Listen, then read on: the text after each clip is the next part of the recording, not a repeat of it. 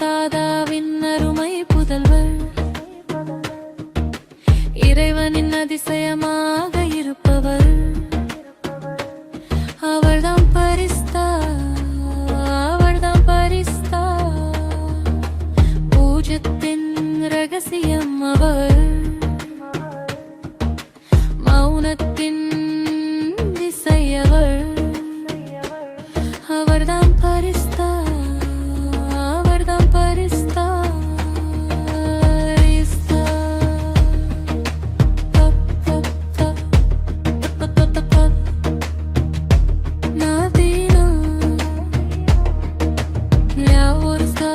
ஒரே பாப்பாவுடன் தான் என் உறவு, வேறு யாருடனும் எனக்கு எந்த உறவும் இல்லை.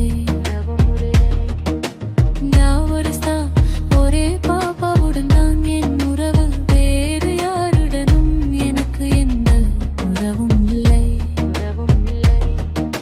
சாதனை பாதையில் நடப்பவர், யாகத்தின் சிப்பாயாக இருப்பவர், அவர்தான் பரிஸ்தா, அவர்தான் பரிஸ்தா. ரத்தினங்களை சேர்ப்பவர், ஒரு காடில் கடலை வைத்தவர், அவர்தான் பரிஸ்தா, அவர்தான் பரிஸ்தா. ஒவ்வொரு நொடியிலும் தந்தை போன் இருப்பவர், ஒவ்வொரு அடியிலும் வழிகாட்டுப்பவர், அவர்தான் பரிஸ்தா, அவர்தான் பரிஸ்தா. நான் பரிஸ்தா, ஒரு பாப்பாவுடன் தான் என் உறவு, வேறு யாருடனும் எனக்கு எந்த உறவும் இல்லை. ஓம் சாந்தி. ஃபரிஸ்தா என்ற தலைப்புல 31 நாட்களுக்காக பட்டி நடந்துட்டு இருக்கு. பட்டியில இன்னைக்கு 17வது நாள். இந்த உலக நாடகத்தை பார்த்தோம்னா அதுல 2 நாட்கள் ரொம்ப முக்கியமானது. ஒண்ணு, கடவுள் இந்த பூமியில அவதரிக்கும் நாள், அததான் நாம எல்லாரும் சிவன் ராத்திரின்னு கொண்டாடுறோம். 2வது, இந்த மேடை போன்ற உலகத்துல இருக்கக்கூடிய 800 கோடி ஆத்மால முதலாக முழுமையாக சம்பூர்ண நிலை அடைந்தவர், சம்பூர்ண நிலையை அடைந்த நாள். அந்த நாள் தான் ஜனவரி 18. மிகவும் முக்கியமான நாள். முழு உலக நாடகத்திலேயே சம்பூர்ண நிலையை அடைந்த நாள் என்றதுனால அந்த நாள் ரொம்ப முக்கியமானது. அதனால நாளைக்கு ஜனவரி 18 அவ்யக்த தினத்தை நாம எல்லாரும் கொண்டாட போறோம். நாம எல்லாரும் பாக்கியசாலிகள். இந்த 2 நாட்களை நாம தெரிஞ்சிருக்கோம், ஆனா உலகத்தினருக்கு தெரியாது. உலகம் அவ்யக்தத்தையும் தெரிஞ்சிருக்கல, பரமாத்மாவின் அவதார தினத்தையும் தெரிஞ்சிருக்கல. பிரம்மா பாபா தவம் செய்து இந்த சிருஷ்டி நாடகத்துல முதலாக தன்னை சம்பன்னமும் சம்பூர்ணமாக மாத்திக்கிட்ட இந்த இடத்துல நாம எல்லாரும் உட்கார்ந்துருக்கோம். இது நம்மளோட பெரிய பாக்கியம். இதே பாண்டவ பவன்ல அமர்ந்து அந்த சாதனை நடந்தது. இங்கே வரணும், இங்க வந்து இத்தகைய இடத்தை பார்க்கவும் இங்க தங்குறதுக்கும் நமக்கு பிராமணர்களாகிய நமக்கு பெரிய அதிர்ஷ்டம் கிடைச்சிருக்கு. இன்றைய முரளிக்கு போகலாம். ஃபரிஸ்தாவின் பட்டி. முரளி தேதியும் ஃபரிஸ்தா பறக்கிறது மாதிரி பறந்துருச்சு. ஃபரிஸ்தாவை போல நாம எல்லாரும் எங்க வந்து சேர்ந்தோம்? நேராக 1995 முரளியிலிருந்து 97க்கு வந்துட்டோம். இன்னைக்கு முரளி டேட் என்ன பார்க்க போறோம்னா 28/11/1997. இப்போது பறப்பதற்கான நேரம் வந்துடுச்சு. இந்த முரளி இப்போது நாம எல்லாருக்கும் பறக்கும் நேரம் வந்து விட்டதை சுட்டி காட்டுது. நடுவுல என்ன நடக்கும்னு யோசிப்போம். எல்லாம் இப்போ நடக்கிறது மாதிரி நடக்கும். ஆனா ஃபரிஸ்தாவின் பட்டி போலவே இந்த முரளியும் நம்மள பறக்க செய்யும் வகையில ரொம்ப அழகானதா இருக்கு. நாம இத படிச்சு பார்த்தப்போ இதுல பாபா பல அருமையான விஷயங்கள் எல்லாத்தையும் சொல்லியிருக்காரு. அதுல இருந்து ஃபரிஸ்தாவுக்கான நாம 3 அம்சங்களை எடுத்திருக்கிறோம். அதுல ஃபர்ஸ்ட் ருஹானி பர்சனாலிட்டி கொண்ட ஃபரிஸ்தா, அதாவது ஆன்மீக தனித்தன்மை கொண்ட ஃபரிஸ்தா. 2வது பார்வையினாலேயே மகிழ்ச்சி கொடுக்கக்கூடிய ஃபரிஸ்தா. 3வது உலக நன்மைக்கான சேவை செய்பவர், அதாவது எல்லையற்ற சேவாதாரி ஃபரிஸ்தா. இந்த அடிப்படையில முழு முரளியும் நாம பார்க்க போறோம். இதுதான் முரளியினுடைய தலைப்பு கூட. எல்லைக்கு அப்பாற்பட்ட சேவையின் சாதனம் ஆன்மீக பர்சனாலிட்டி மூலமாக பார்வையினால் நன்மை செய்யறது. முதல்ல ரூஹானி பர்சனாலிட்டி, ஆன்மீக தனித்தன்மையை பத்தி பாபா சொல்றாரு. தூய்மையினுடைய பர்சனாலிட்டி மிகப்பெரிய பர்சனாலிட்டின்னு பாபா சொல்றது போல ரூஹானி பர்சனாலிட்டி கூட இருக்கு அப்படின்னு சொல்றாரு. ஆன்மீகத்தின் பர்சனாலிட்டி, இந்த முரளியில பாபா ஒரு மிக அழகான வாக்கியத்தை சொல்றாரு. உலகத்தவர்களுக்கு பணம் அல்லது பிற காரணங்கள்னால பர்சனாலிட்டி கிடைக்கலாம். ஆனா உங்களை எல்லாம் சுயமாக பகவானே வந்து பர்சனாலிட்டியாக மாத்துறாரு. எல்லாருடைய பர்சனாலிட்டியையும் கடவுளே உருவாக்குறாரு. இந்த நஷால இருக்கணும். உங்க நினைவு சின்னங்கள் உங்கள் நஷாவின் நினைவு சின்னங்களே அப்படின்ட்டு பாபா சொல்றாரு. இதயம் உள்ளவரின் பாடலை இதயம் உள்ளவரை கேட்பாங்க அப்படின்ற ஒரு அழகான வாக்கியத்தையும் பாபா இன்னைக்கான முரளியில சொல்லியிருக்காரு. இது எல்லாமே உங்களுடைய நினைவு சின்னம். உங்க கோயில பாத்திருக்கீங்களா அப்படின்னு பாபா முரளியில கேக்குறாரு. ரூஹானி பர்சனாலிட்டிக்கான ஃபரிஸ்தாவின் பட்டி நடைபெறதுனால ஒரு நிமிஷம் கண்களை மூடி இன்றைய முரளியில பாபா சொன்னபடி நம்மளையே நம்ம பார்க்கலாம். அனைவரும் கண்களை மூடி இன்றைய முரளியில பாபா சொன்னபடி நம்மள நாம பார்க்கலாம். நான் ஃபரிஸ்தா. என்னுடைய முகத்தில் தூய்மையின் பிரகாசம் உள்ளது. என்னுடைய கண்களில் ஆன்மீக தன்மை உள்ளது. கருணையும் ஆன்மீக தன்மையும் உள்ளது. என்னுடைய இரு புருவ மத்தியில் ஆத்மா நட்சத்திரம் போல மணி போல பிரகாசித்துக் கொண்டிருக்கிறது. நான் லேசானவன்.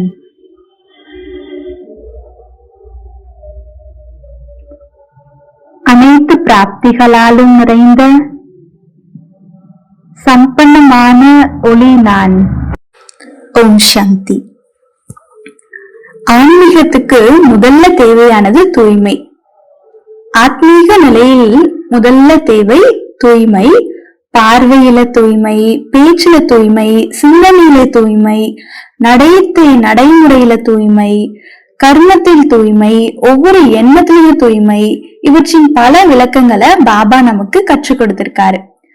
உலகம் தெரியாத விளக்கங்கள் எல்லாத்தையும் பாபா நமக்காக சொல்லி இருக்கிறாரு. இன்றைக்கான முரளியில குறிப்பாக பேச்சு பற்றி பாபா ரொம்ப அழகா சொல்லியிருக்காரு. ஆசீர்வாதம் கொடுக்கணும், ஆசீர்வாதம் பெறணும். ஆசீர்வாதம் கொடுத்தும் பெற்றும் இருக்கும்போது நீங்க மகிழ்ச்சியா இருப்பீங்கன்னு பாபா சொல்றாரு.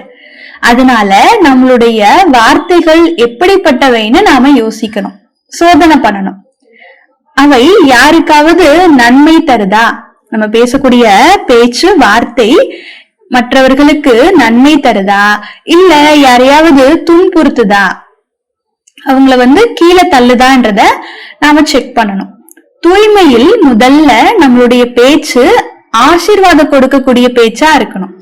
நம்ம யார சந்திச்சாலும் அவங்களுக்கு நன்மை நடக்கணும், அமைதி கிடைக்கணும், அப்படிப்பட்ட எண்ணமும் பேச்சும் தான் இருக்கணும். அதனால பேச்சுல மிகுந்த கவனம் வைங்க அப்படின்றத பாபா ரொம்ப வலியுறுத்தி சொல்லியிருக்கிறாரு. பர்சனாலிட்டி பற்றி பாபா சொல்றாரு, நம்ம மகிழ்ச்சியா இருக்கிறப்போ முகம், நடத்தை, நம்மளுடைய கண்கள் எல்லாமே மகிழ்ச்சியா இருக்கும், மகிழ்ச்சியோட இருக்கும். அதுவே பர்சனாலிட்டி மகிழ்ச்சி இல்லைன்னா கேள்விக்குறி வந்துரும், அப்போ பர்சனாலிட்டி குறைஞ்சிரும். இந்த முரளியில சகிப்புத்தன்மை மற்றும் ஏற்றுக்கொள்ளும் சக்தியை குறித்து ஒரு அழகான வாக்கியத்தை பாபா சொல்லியிருக்காரு.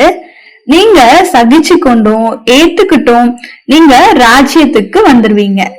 எப்போதும் நினைவுல வச்சுக்க வேண்டியது இதுதான், நாம சகிக்கிறோம், நாம ஏத்துக்கிறோம்னா நாம ராஜ்யத்திற்கு செல்லும் பாதையில இருக்கிறோம். இந்த விஷயத்த நாம புரிஞ்சுக்கணும். அதனால பாபா ரொம்ப வலியுறுத்தி சொல்றாரு, நாம சகிச்சுக்கணும், அதே மாதிரி எல்லாத்தையும் ஏத்துக்கணும். இந்த ரெண்டு விஷயமும் இருந்ததுன்னா நம்ம ராஜ்ய பாதையில போயிட்டு இருக்கோம்னு நாம புரிஞ்சுக்கலாம் அப்படின்றத சொல்றாரு. ஒரு அழகான சிந்தனை. பாலை ஒரு டைம் காய்ச்சி அத 2 பகுதிகளாக பிரிச்சாங்க. ஒரு பக்கம் வச்ச பால் பார்த்துட்டே இருந்தது, என்னை கொண்டு எதுவுமே பண்ணல. இன்னொரு பாலை மட்டும் எல்லாரும் எடுத்து குடிச்சு முடிச்சுட்டாங்க, அப்போ என்னோட பாக்கியம் என்ன அப்படின்னு நினைச்சுதான். இப்போ மெல்ல மெல்ல அந்த பால் முடிந்தது. மற்ற பாலை ஏதோ சேர்த்து தயிராகி பிரிச்சுட்டாங்க. அப்போது இந்த பால் சொல்லுது, என்னுடைய துர்பாக்கியம், முதல்ல என்ன பிரிச்சாங்க, இப்போ இதுலயும் இருந்து என்னைய சேர்த்துட்டாங்க அப்படின்னு. அப்புறம் என்ன பண்றாங்கன்னா அதுல இருந்து அந்த பாலை எடுத்து ஒரு துணியில கட்டி அதுல புளிப்பு தன்மையை போட்டு துணியில கட்டி பிழியறாங்க. அப்போ அந்த பால் சொல்லுது, இதோ பாருங்க என்னோட பாக்கி எவ்வளவு கேட்டது, முதல்ல என்ன பால் சூடு பண்ணாங்க, அதுல இருந்து என்ன பிரிச்சாங்க, அப்புறம் என் மேல புளிய ஊத்துனாங்க, இப்போ என்ன நெருக்கி பிழியறாங்க, நான் தான் எல்லாரையும் விட மோசமானவன் அப்படின்னு அந்த பால் நினைக்குது. அப்புறம் அதை தொங்க விடுறாங்க. பாருங்க, ஃபர்ஸ்ட் என்ன பண்ணாங்க, என்ன பிரிச்சாங்க, அப்புறம் புளிப்பானதை என் மேல போட்டாங்க, அப்புறம் நெருக்கி பிழிஞ்சாங்க, அதோட மட்டும் விடாம இப்ப தொங்க விட்டுட்டாங்க. நான் என்ன பாவம் பண்ண, என்ன கர்மம் செஞ்சேன்னு தெரியல, இவ்வளவு தண்டனை எனக்கு கிடைக்குது அப்படின்னு அந்த பாலை நினைச்சுதான். பிறகு என்ன செஞ்சாங்க, அதில் சிலவற்றை சேர்த்தாங்க. சூடாக சூடாக அது ஒரு பால்ல போடுறாங்க. அதாவது சீனியோட கலந்து ஒரு பாகு பண்ணி அதுல போடுறாங்க. கொஞ்ச நாளுக்கு அப்புறம் அதை எடுத்து பாக்குறாங்க, அது என்ன ஆச்சு அப்படின்னா ரசகுல்லா ஆயிடுச்சு. மிட்டாய்களில் ரசகுல்லாவை என்ன செய்வாங்க, ரசகுல்லாவை ராஜான்னு சொல்லுவாங்க மிட்டாயில. அது வெளியே வந்தப்போ எதுவா வந்தது, ராஜாவா வந்தது. அது மாதிரிதான் நம்மளுடைய வாழ்க்கையில ஏதாவது ஒரு சூழ்நிலை வரும்போது அதன் காரணமாக நம்ம யாருக்காவது ஆசீர்வாதம் தர்றதுக்கு பதிலா சாபம் இல்ல தவறான எண்ணங்களை வச்சுட்டோம்னா அந்த நேரத்துல இதை நினைக்கணும், நாம ராஜாவா மாற போறோம் இல்லையா. எப்படி அந்த பால் நினைத்தது, ஆனா கடைசியில ராஜாவா ஆயிடுச்சு. அது மாதிரி நாம என்னதான் நம்மள நிந்தனை பண்ணாலும், தப்பான எண்ணம் அபிப்பிராயம் நம்ம மேல வச்சாலும் நாம இந்த விஷயத்த புரிஞ்சுக்கணும், நாம ராஜாவா மாற போறோம். நமக்கு நடக்கிறது எல்லாம் நாம சகிச்சுக்க வேண்டி இருக்கு, உள்ளே எடுத்துக்க வேண்டி இருக்கு, ஏத்துக்க வேண்டி இருக்கு. நாம ராஜாவாக மாறுறதுக்கு தான் இதெல்லாம் நம்ம பண்ணிட்டு இருக்கோம். நம்மள உடைக்கிறாங்க, நம்மள கஷ்டப்படுத்துறாங்க, நாம சகிச்சுக்க வேண்டி இருக்கு. ஆனா ஒரு நாள் நாம ராஜாவா மாற போறோம். இந்த எண்ணம் புத்தியில வந்துருச்சுன்னா என்ன ஆகும், எந்த விஷயத்தையும் நம்ம ஈஸியா ஃபேஸ் பண்ண முடியும், சகிச்சுக்க முடியும். பிறகு இந்த தூய்மையின் பர்சனாலிட்டி, அந்த ரூஹானி பர்சனாலிட்டியில பாபா சொல்றாரு, யார பார்த்தாலும் அவங்கள ஃபரிஸ்தாவா தேவதையா ஆத்ம ரூபத்துல பாருங்க. பாபா நமக்கு ரூஹானி பர்சனாலிட்டியின் விளக்கத்தை கொடுக்கிறாரு. அது ரொம்ப ஆழமானது. உலகம் என்ன சொல்றாங்கன்னா, தூய்மையை தாங்கிறது அப்படின்றது ரொம்ப கஷ்டம், தூய்மையா இருக்கிறது ரொம்ப கஷ்டம், சாத்தியமே இல்லைங்க அப்படின்னு நினைக்கிறாங்க. ஆனா கடவுள் நமக்கு அப்படிப்பட்ட ஞானத்தையும் அப்படிப்பட்ட ஆயுதத்தையும் கொடுத்திருக்கிறாரு. அதனால அது நமக்கு ரொம்ப ஈஸி ஆயிடுச்சு. எதை உலகத்தினர் முடியவே முடியாது கஷ்டம்னு சொல்றாங்களோ அத நமக்கு பகவான் ஈஸியா ஆக்கியிருக்கிறாரு. இப்போது சகோதரர் சொன்னது போல யாரையும் நாம எப்படி பார்க்கணும்? ஃபரிஸ்தா ரூபத்துல பார்க்கணும். இவர் ஃபரிஸ்தா, இவங்க தேவதை, இவங்க ஆத்மா. கடவுள் நமக்கு கற்றுக் கொடுத்தது என்ன அப்படின்னா தேகத்தை பார்க்க கூடாது. அப்போதுதான் நாம அந்த ரூஹானி பர்சனாலிட்டிய அனுபவிக்க முடியும். பிறகு இரண்டாவது அம்சம், பார்க்கும்போது பார்வையினாலேயே மகிழ்ச்சி தருவது.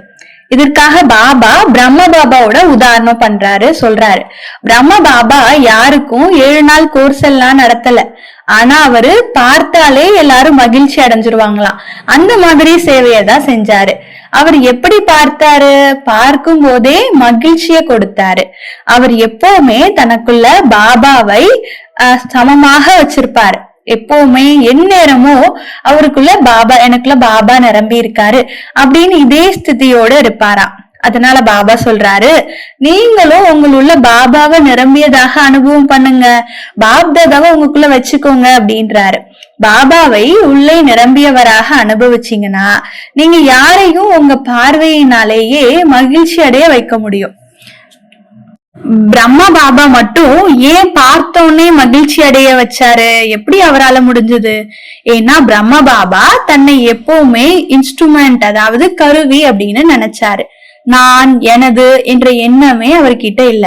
அவருடைய புத்தியில எப்பவுமே இதுதான், இந்த உடல் எனது கிடையாது, இந்த கண்கள் எனது கிடையாது, இந்த காதுகளும் எனது கிடையாது, இந்த வாய் எனது கிடையாது, இவை அனைத்தும் பகவானுடையது, கடவுளுடையது. நான் என்ன செய்கிறேன் என்றால் இந்த கருவியை பாதுகாக்கும் நிமித்தம் மட்டுமே. இந்த கண்கள், காதுகள் இவை எல்லாமே கடவுளினுடைய ரதம். இதை சரியாக கவனித்துக் கொள்ள வேண்டும். நாம் நம்மை இன்ஸ்ட்ருமெண்ட், கருவி என்று நினைத்தால்தான் கடவுளினுடைய சக்தியை பயன்படுத்தி யாரையும் நம்ம பார்த்தா அவங்கள நம்ம மகிழ்ச்சி அடைய வைக்க முடியும். ஏன்னா பார்த்தாலே மகிழ்ச்சி அடைய வைக்கிறது யாரு? பகவான் மட்டும்தான். பாபா சொல்றாரு, இன்னைக்கு உலகத்துல பல கோடீஸ்வரர்கள் இருக்கிறாங்க, அதிபதிகள் இருக்கிறாங்க. ஆனா அவங்க எல்லாமே பிச்சைக்காரர்கள். எதற்கு பிச்சைக்காரர்கள்? சுகமும் சாந்தியும் கிடையாது, அதற்கு பிச்சைக்காரர்கள். ஆனா பாபா உங்க எல்லாரையும் சுகம் சாந்தி நிறைஞ்சவங்களா ஆக்கியிருக்கிறாரு. அதனால நீங்க யாரையும் பார்த்தாலே மகிழ்ச்சி அடைய வைக்க முடியும். அவங்களுக்கு சுகமும் சாந்தியும் உங்களால கொடுக்க முடியும். அதற்கு நாம என்ன செய்யணும்னு பாபா சொல்றாரு. என்ன செய்யணும்? நம்மள இன்ஸ்ட்ருமெண்ட் அப்படின்னு நினைக்கணும். நான் ஒரு கருவி அப்படின்னு நினைக்கணும். தாதி ஜானகிஜி அடிக்கடி சொல்றது போல, நான் என்னுடைய எதையும் பயன்படுத்த மாட்டேன். பாபா கிட்ட இருந்து எடுத்துட்டு அப்புறம் நான் திருப்பி கொடுப்பேன். களஞ்சியம் கொடுப்பவர் அருகில் இருக்கும் போது நம்முடையதை ஏன் பயன்படுத்தணும்? பாபா கிட்ட இருந்து எடுக்கணும், திருப்பி பாபா கிட்டயே ஒப்படைச்சிடணும். என்னுடைய கண்கள், என்னுடைய பேச்சு, என்னுடைய ஒவ்வொரு விஷயமும் பாபா இத நீங்க பயன்படுத்துங்க. இந்த ஆத்மாக்கு சுகம் வேணும், இந்த ஆத்மாக்கு சாந்தி வேணும், அவங்களுக்கு அன்பு வேணும், ஆனந்தம் வேணும், ஞானம் வேணும், தூய்மை வேணும், எது வேணுமோ அது கிடைக்கட்டும். என்ன பயன்படுத்தி நீங்க கொடுங்க. இது என்னுடையவை கிடையாது, எதுவுமே எல்லாமே உங்களுடையது அப்படின்னு முழுமையா பாபாட்ட ஒப்படைச்சிடணும். நாம ஜஸ்ட் கருவியா இருக்கணும். நாம இப்படி முழுமையாக ஒப்படைச்சோம்னா பாபா தான் அவரை பார்த்து என்ன பண்ணுவாரு? மகிழ்ச்சிய கொடுத்துருவாரு. அந்த ஆத்மாக்கு என்ன வேணுமோ அது கிடைச்சிரும். அவங்க எந்த நம்பிக்கையோட நம்ம கிட்ட வந்தாங்களோ அந்த பொருள் அவங்களுக்கு கிடைச்சிருது. அதனால இப்போ நம்மள நிமித்தம், இன்ஸ்ட்ருமெண்ட் அப்படின்னு நினைக்கணும். அப்போது தானாவே நீங்க பார்க்கும் போது பார்த்தாலே அவங்க மகிழ்ச்சி அடைய வைக்க முடியும். எதையும் கொடுக்க வேண்டுமோ அதை நாம கொடுத்துடலாம். அதை அவங்க கிட்ட நாம ஒப்படைச்சிட்டோம்னா அவங்க தானாவே, பாபா நம்ம பாபாட்ட எல்லாத்தையும் ஒப்படைக்கும் போது பாபா நம்ம மூலியமா தானாவே அவங்களுக்கு கொடுத்துருவாரு. ஏன்னா அவரு சர்வ சக்திவான் இல்லையா? எங்க தேவைப்படுதோ அங்க உங்களை பயன்படுத்தி உங்க பாக்கியத்தையும் பாபா உருவாக்குவாரு. உங்க பாக்கியம் தானாவே உயர்வாயிடும். ஆனா அதுக்கு நீங்க ஒண்ணு செய்யணும். என்ன செய்யணும்? ஒண்ணு செஞ்சா போதும். உங்களுடைய விரலை மட்டும் கொடுத்துடணும். மீதி எல்லாமே உங்களுடைய ஒரு விரல் கொடுத்தீங்கன்னா மீதி எல்லாமே தானாகவே பாபா செஞ்சிருவாரு. அடுத்தது 3வது பாயிண்ட், விஸ்வ கல்யாணக்காரி, உலகத்துக்கு நன்மை செய்யக்கூடியவங்க. இதுக்காக பாபா முரளியில பாதி நேரம் இதை பற்றி பேசியிருக்காரு. ஒருத்தவங்க பாபா கிட்ட கேட்டாங்க, பாபா எல்லையற்ற வைராகியம் எப்படி வரும்? தெரியல. பாபா சொன்னாரு, நீங்க உலக சேவை, அதாவது எல்லையற்ற சேவை தொடங்குனீங்கன்னா வைராகியம் தானாவே வந்துடும். மிக அழகாக பாபா ஒரு விஷயத்த சொன்னாரு. எல்லையற்ற சேவை அப்படின்னா சகாஷ் கொடுக்கக்கூடிய சேவை. ஒரே இடத்துல அமர்ந்து கூட நீங்க சகாஷ் கொடுக்கலாம். பிரம்ம பாபா ஒரே இடத்துல அமர்ந்து உலக சேவை செஞ்சாரு. இன்னைக்கு நாம கூட அது மாதிரி செய்ய முடியும். ஆனா சகாஷ் கொடுக்கணும்னா நம்மளுடைய ஸ்திதி நல்லதாக இருக்கணும், உயர்ந்ததாக இருக்கணும். உங்க நிலை உயர்ந்ததாக இருந்தா மட்டும்தான் சகாஷ் கொடுக்கக்கூடிய அந்த சேவையை உங்களால செய்ய முடியும். உயர்ந்த நிலைக்கு 2 விஷயங்கள் முக்கியம். ஒண்ணு இடம், ஸ்தானம், இன்னொன்னு ஸ்வமான், அதாவது சுயமரியாதை. உயர்ந்த இடத்துல உயர்ந்த ஸ்வமானத்துல அமர்ந்து சேவை பண்ணோம்னா அதிர்வுகள் தானாகவே முழு உலகத்துக்கும் போகும். இதோட தொடர்பான ஒரு சின்ன அனுபவம் எனக்கு நினைவுக்கு வருது. ஒரு டைம் நானு என்னுடைய உறவினர் வீட்டிற்கு போயிருந்தேன். அவங்க எங்களுக்கு தெரிஞ்சவங்க. அப்போ அவர்களின் யுகலை காட்டி அந்த சகோதரர் கேட்டாரு, இவங்கள உங்களுக்கு அடையாளம் தெரியுமான்னு. நான் சொன்னேன், ஏன் தெரியாம இருக்கும், இவங்க நம் ஊர்க்காரங்க தானே, தெரியும், ஏன் தெரியாம இருக்கும் அப்படின்னு சொல்லிட்டு நான் சொன்னேன். அதற்கு அவங்க திரும்பி சொன்னாங்க, சரியாக அடையாளம் தெரியுமா, தெளிவாக சொல்லுங்கன்னு. நான் கேட்டேன், நீங்க என்ன பேசுறீங்க? நான் சொன்னேன், உங்க யுகலை எனக்கு ஏன் தெரியாம இருக்கும் அப்படின்னு. அவங்க சொன்னாங்க, முதல்ல இவங்க கிட்ட பேசுங்க அப்படின்னு. எனக்கு டவுட் வந்தது. ஏன்னா இதுவரைக்கும் அந்த சகோதரர் இப்படி பேசினதே இல்ல. பேசி பாருங்க எப்படி அடையாளம் தெரியுதுன்னு சொன்னாரு. நான் அவங்க கிட்ட பேசும்போது ஒரு விஷயம் புரிஞ்சுது. அவங்களோட யுகலுக்கு எங்க ஊர் மொழி தெரியாது. ஆனா இவங்க எங்க ஊர் மொழியிலேயே பேசினாங்க. மேலும் அவங்க பேசுறது கொஞ்சம் வேறுபட்டதா இருந்தது. நான் நினைச்சேன், இது என்ன, இவங்களுக்குள்ள ஏதோ வேறு சக்தி இருக்கிறது, பேசுறது போல இருக்குதே அப்படின்னு. அவரு சிரிச்சாரு. நான் கேட்டேன், நீங்க யாரு சொல்லுங்க. அவங்க சொன்னாங்க, நானும் நம்ம ஊர்க்காரங்க தான் அப்படின்னு. பிறகு அவர் என்ன கடுமையாக கண்டிச்சாரு, நீ நம்ம ஊரின் மரியாதையை கெடுத்துட்ட அப்படின்னு. நான் சொன்னேன், நான் மதுபன்ல இருக்கேன், உங்க ஊரின் பெயரை நான் எப்படி கெடுத்தேன் அப்படின்னு கேட்டேன். அவங்க சொன்னாங்க, நீ நம்மளுடைய ஊரின் மூக்க வெட்டிட்ட அப்படின்னு சொன்னாங்க. நான் கேட்டேன், எப்படி நான் உங்க ஊரின் மரியாதையை கெடுத்தேன் சொல்லுங்க அப்படின்னு. அவங்க சொன்னாங்க, நீங்க உலகத்தின் மிக உயர்ந்த இடத்துல இருக்கீங்க, ஒரு ஆத்மா பேசுது, அந்த இடத்துல இருந்து நீங்க உலகத்துக்கு எவ்வளவு நேரம் சாந்தி கொடுப்பீங்கன்னு. எனக்கு அதிர்ச்சியா இருந்தது. இவர் என்ன இப்படி பேசுறாரு அப்படின்னு தோணுச்சு. அவருடன் பேசும்போதுதான் தெரிஞ்சது, அவர் ஒரு பக்தர், போலாநாத்தினுடைய பக்தர். அடிக்கடி போலாநாத் போலாநாத் அப்படின்னு சொல்லுவாரு. நான் போலாநாத்தின் வீட்டுல வாழறேன்னு சொன்னாரு. போலநாத்தின் வீட்டுல இருந்து உலகத்தின் உயர்ந்த இடத்துல இருந்து எத்தனை ஆத்மாக்களுக்கு சாந்தி கொடுக்கறீங்க நீங்க அப்படின்னு சொல்லிட்டு என்கிட்ட கேட்டார். நான் சொன்னேன், 10-15 நிமிஷம் நான் சாந்தி கொடுக்கறேன் உலகத்துல இருக்கவங்களுக்குன்னு. அப்போது அவங்க சொன்னாங்க, அதனாலதான் சொல்றேன், நீ சாப்பிடுற, குடிக்கிற, தூங்குற மட்டும்தான், வெறும் சாப்பாடு தூக்கம் மட்டும்தான் அப்படின்னு சொன்னாரு. நான் சொன்னேன், இல்ல நான் சேவையும் செய்யறேன், எங்களுக்கு கொடுக்கப்பட்ட டியூட்டிய நான் முழுமையா செய்யறேன், யோகாவும் பண்றேன், தினமும் தினச்சரி ஒழுங்க நான் முழுவதும் ஃபாலோ பண்றேன் அப்படின்னு சொன்னேன். அதுக்கு அவரு சொன்னாரு, அப்படின்னா எப்படி 10 நிமிஷம் சகாஷ் கொடுப்பது சாப்பிடுறதுக்கு நீ தூங்குறதுக்கே கணக்குல போயிடும். உலகத்துல எவ்வளவு துக்கம், எவ்வளவு வலி இருக்குன்னு உனக்கு தெரியுமா? மக்கள் எவ்வளவு வேதனைப்படுறாங்க, எவ்வளவு கலக்கத்துல இருக்காங்க, கலங்கி இருக்காங்க. நீங்க 10 நிமிஷம் சாந்தி கொடுக்கறேன் அப்படின்னு சொல்றீங்க. அதனாலதான் நான் சொல்றேன், நீங்க சாப்பிட்டு தூங்குறீங்க அப்படின்னு. அவர் அப்படி சொன்னதை கேட்டே எனக்கு ரொம்ப அதிர்ச்சி ஆயிடுச்சு. கொஞ்ச நேரம் பேசினதுக்கு அப்புறம் அவர் என்னுடைய வாழ்க்கையின் முழுவதையும் தெரிஞ்சது எனக்கு. நான் எத்தனை மணிக்கு எழுந்திருக்கிறேன், எத்தனை மணிக்கு தூங்குறேன், என்ன சாப்பிடுறேன், எங்க தபஸ்யா பண்றேன், A to Z எல்லாமே அவருக்கு தெரிஞ்சிருந்தது. அந்த நேரத்துல எனக்கு ஒரு விஷயம் பயமா இருந்தது. நாங்க தரையில தூங்கிட்டு இருந்தோம். ஒரு ஹால்ல தான் தூங்குவோம். குளியல் அறை கொஞ்சம் தூரமா இருக்கும் பாத்ரூம். அப்போ நைட்டுல போறதுக்கு கொஞ்சம் பயமா இருக்கும். அப்ப அவர் கேட்டாரு, நீ ஏன் பயப்படுற? நான் நினைச்சேன் இதுவும் இவருக்கு தெரியுதே, என்னடா இது, நம்ம என்ன நினைச்சாலும் இவருக்கு தெரியுதுன்னு. அப்ப அவரு கேட்டாரு, எதுக்கு பயப்படுற நீ அப்படின்னு. நான் சொன்னேன், பேய் ஆவி எல்லாம் இருக்குன்னா எனக்கு பயமா இருக்கும்.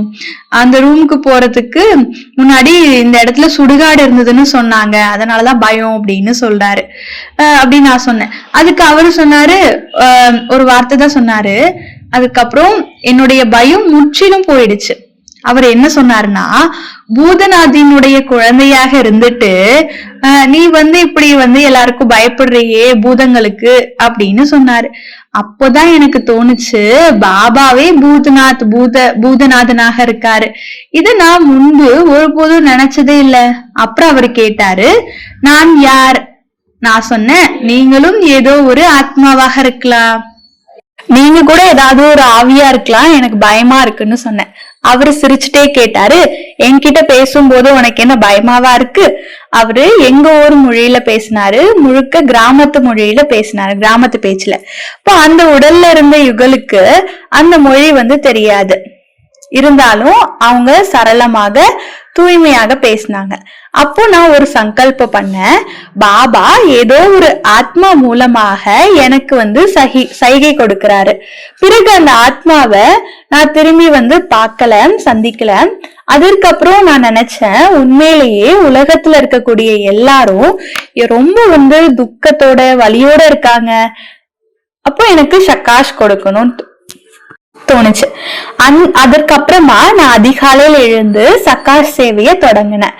இது இறைவனினுடைய சைகை, அவர் தான் எனக்கு இஷாரா கொடுத்திருக்கிறாருன்னு நினைச்சேன். கடவுள் யாராவது ஒருத்தர் மூலமாக நமக்கு செய்தி கொடுப்பாரு.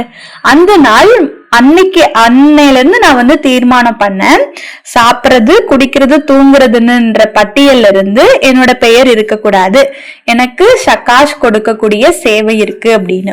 அதற்காக பாபாவினுடைய முரளிகளை படிச்சு 10 ஸ்தானம் மற்றும் 10 ஸ்வமான நான் நினைவுல வச்சுக்கிட்டேன். அதுல ஃபர்ஸ்ட் புருவமத்தி என்ற சிம்மாசனம். நான் புருவத்தின் நடுவில் அமர்ந்திருக்கும் மாஸ்டர் சர்வசக்திவான் ஆத்மா. இந்த நிலையில சக்காஷ் கொடுக்கிறப்போ உலகத்துல இருக்கக்கூடிய எல்லா ஆத்மாக்கும் சென்று சேர்றதாக நாம உணர்றோம். அடுத்தது 2வது இடம் மற்றும் ஸ்வமான், பரந்தாமத்துல விதை ரூபமாக, எந்த ஒரு சங்கல்பமும் இல்லாத நிலை. அங்க வைப்ரேஷன்ஸ் தானாவே பரவிட்டு இருக்கு. அடுத்து 3வது சூட்சும வதனம். சூட்சும வதனத்துல நான் ஒரு ஃபரிஸ்தா, தேவ தூதர். நான் சூட்சும வதனவாசி ஃபரிஸ்தாவாக இருக்கேன். இந்த நிலையில வைப்ரேஷன்ஸ் பரவிக்கிட்டே இருக்கு. 4வது சங்கமயுகம், மிக உயர்ந்த காலம்.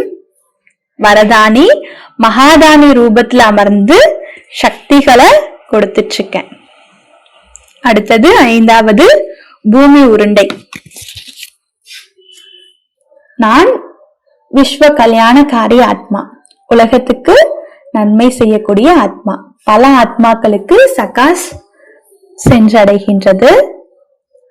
அடுத்தது மதுபனில் லைட் ஹவுஸ், மைட் ஹவுஸாக இருந்து சக்திகளை கொடுக்கிற, இது மிகவும் சக்தி வாய்ந்த இடம். அடுத்ததாக கோவில், பூஜ்ய ரூபத்துல, இஷ்ட தேவி தேவதை ரூபத்துல பல ஆத்மாக்களுக்கு சக்காஷ் கொடுத்துட்டு இருக்கேன். அடுத்து கல்ப விருட்ச மரம், பிரம்ம பாபாவோட இணைந்த ரூபம். உலகம் முழுசுக்கும் வைப்ரேஷன்ஸ் போய்கிட்டே இருக்கு. அடுத்தது முதல்ல கல்ப விருட்சத்தின் மரத்தின் மேல 9வது கல்ப விருட்ச மரத்தினுடைய வேர்ல இருக்கேன். மூதாதையர் ரூபத்துல முழு உலகத்தையும் பராமரிக்கக்கூடிய நிலையில இருக்க. பாபாவோட 10வது பாபாவின் இதயத்துல அமர்ந்த நிலை. இதயத்திலிருந்து உலகம் முழுசுக்கும் சக்காஷ் கொடுக்கிறது. இன்னொரு டைம் சொல்றேன். ஃபர்ஸ்ட் புருவ மத்தியில் நான் மாஸ்டர் சர்வசக்திவான். 10 ஸ்தானம் 10 ஸ்வமான், அதாவது 10 இடம் 10 இடத்துலயும் இந்த மாதிரி 10 ஸ்வமான நாம வைத்து தியானம் பண்ணணும். அதுல ஃபர்ஸ்ட் புருவ மத்தியில மாஸ்டர் சர்வசக்திவான், 2வது பரந்தாமத்துல விதை ரூபம், சூட்சும வதனத்துல ஃபரிஷ்தா தேவதூதர் நிலை, 4வது சங்கமயுகத்தில் வரதானி மகாதானி ரூபம், 5வது பூமி உருண்டையின் மேல் நான் விஸ்வ கல்யாணக்காரி ஆத்மா, 6வது மதுபன் லைட்டோஸ் மைட்டோஸ், 7வது கோவில் பூஜ்ய ரூபம் அல்லது இஷ்ட தேவி தேவதை ரூபம், 8வது கல்பவிருட்ச மரத்தின் மேல் பிரம்ம பாபாவுடன் இணைந்த நிலை, 9வது கல்பவிருட்ச மரத்தின் வேரில் மூதாதையர் ஆத்மா, 10வது பாபாவின் இதய சிம்மாசனத்தில் அமர்ந்திருக்கும் நிலை. அப்போ சக்காஷ் கொடுக்கிறப்போ நாம இதெல்லாம் இந்த பிளேஸ்ல இந்த இடத்துல இருந்து சக்காஷ் கொடுக்கணும். இந்த முறையில சக்காஷ் சேவை செஞ்சோம்னா மனம் ரொம்ப அமைதியாயிடுது. இப்போது வெறும் சாப்பிடுறது தூக்கம் மட்டும் கிடையாது, உண்மையிலேயே சேவை நடக்குது அப்படின்ற உணர்வு வருது. யாராவது ஒருத்தர் மூலம் ஏதாவது கிடைச்சதுன்னா பாபா இதன் மூலம் எனக்கு செய்தி சொல்றாருன்னு நான் புரிஞ்சுக்கிறேன். அன்னையிலிருந்து இந்த 10 ரூபம் மற்றும் ஸ்வமானத்துல அமர்ந்து சேவை செய்யறேன். சில வினாடியில முழு உலகத்துக்கும் சக்காஷ் கொடுக்க முடியுது.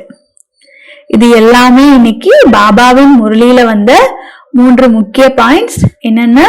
ருஹானி பர்சனாலிட்டி, ஆன்மீக தனித்தன்மை, 2வது பார்வையினாலேயே மகிழ்ச்சி படுத்துவது, 3வது விஸ்வ கல்யாணக்காரி ஆத்மா, உலக நன்மை செய்யக்கூடிய ஆத்மா. ரூஹானியத்திற்கும் கருணையுள்ளமுடையவராக இருக்கணும். 2மே வேணும். கருணை, தயை, மன்னிப்பு உணர்வு இருந்தாதான் உண்மையான ரூஹானியம் வரும். அதே நேரத்துல நான் கடவுளின் குழந்தை, படைப்பாளரின் குழந்தை என்ற நஷாவும் இருக்கணும். நல்லது. ஓம் சாந்தி.